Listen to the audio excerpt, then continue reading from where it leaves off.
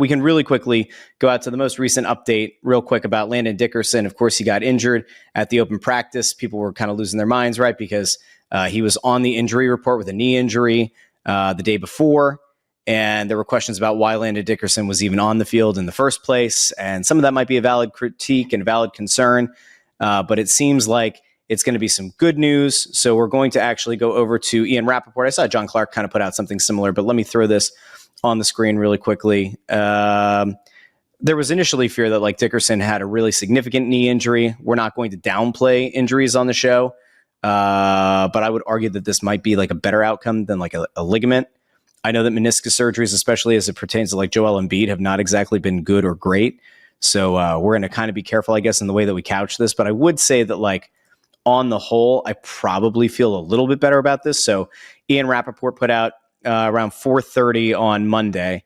Eagles Pro Bowl guard Landon Dickerson, who suffered a meniscus injury on Sunday night, is having a minor knee surgery in the coming days, per Rappaport and Mike Garafolo. He's considered week to week with the goal of being available to begin the regular season. Now, I have seen some further speculation about the injury and about the timeline. It's a shame, right? Because Dickerson 2 days ago were laughing about the Uncrustables. It was going to be a thing that I was going to lead the show with, him kind of photobombing in the back with the Uncrustables and how he absolutely needs to get a sponsorship out of it.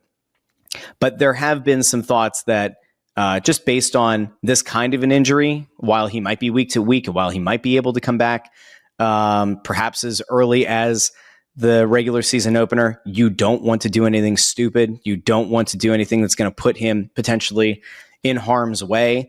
So maybe there's a chance, right? If you're the Eagles, you say, while it would be great to have him back in there for week one, if he needs some extra time, you're not going to force his way back, right? Like you're not going to try to get him in the lineup for no reason. I think the thing that the Eagles obviously have to do here is like take care of your investment, take care of this young player. Don't force the issue. In theory, you should have enough guys that can kind of fill in that hole, can fill that gap for a week or two. We know what the schedule looks like. It's still a very talented team. Every team, right? Every Super Bowl contending team is going to have to go through injuries. The Eagles, in large part, last year did benefit from not having a lot of injury issues or a lot of significant injury issues. The last thing you want to do is run the risk of Dickerson coming back too early and tweaking it and turning this into a season-long thing, or perhaps even suffering a more significant meniscus injury, which could effectively cost him the season. You don't need to look much further than across the sports complex to the Sixers, where Jared McCain was in the midst of a potential Rookie of the Year campaign. And then what happened? Meniscus injury cost him the rest of his rookie season. You obviously don't want that to happen with Dickerson. Obviously, playing guard in the NBA and playing guard in the NFL, vastly different. Body types are vastly different. The weight, the way that energy is exerted on those joints, obviously different. The impact on those joints, obviously different. The Eagles kind of have to take it carefully. They have to take it slowly. It'd be very, like, I throw around the term organizational malpractice a lot with like player personnel decisions. You've got to be really, really careful. And if this is like practically nothing, then okay, like you can kind of throw away what I have to say here. But like, if there's any chance that this could get tweaked and worse, you shouldn't run the risk.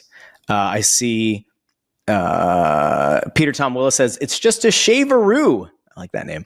Just a shaveroo. I've had them done, and he'll be playing against Dallas. He'll pay for it when he's my age. I had this conversation with my wife at dinner tonight. I was like, meniscus injuries are weird, and the cartilage in your knee is really weird.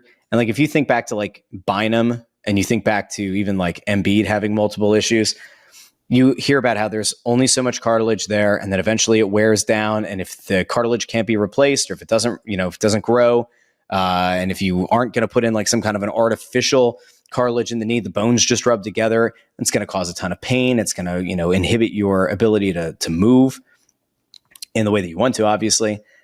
They have to be careful. There's just no reason to do anything stupid. Chris Freed says the center's back is more concerning. That is true. The Eagles, like I said, they kind of benefited from not having a lot of significant injuries last year. Obviously, you hope that the deep run, the Super Bowl win wasn't going to hurt this team going forward, that those extra games at the end of the season weren't going to hurt this team. There's no way to draw a direct line to a deep playoff run culminating in a Super Bowl is what's leading to some of these injuries to the line. But it is important to kind of make sure that they're taking it not easy, but this is a very talented team. Even if the Eagles had to play it very conservative with injuries this year, they'll still make the playoffs, right? And if they make it in even as a wild card because they're being overly careful with their players, everyone and their mother expects the Eagles to make a deep playoff run. It doesn't matter if they're going to be the top seed in the conference with home field advantage or if they're a wild card. They will make a deep run. It shouldn't be a big concern. We'll see. We'll see what ultimately happens with Dickerson.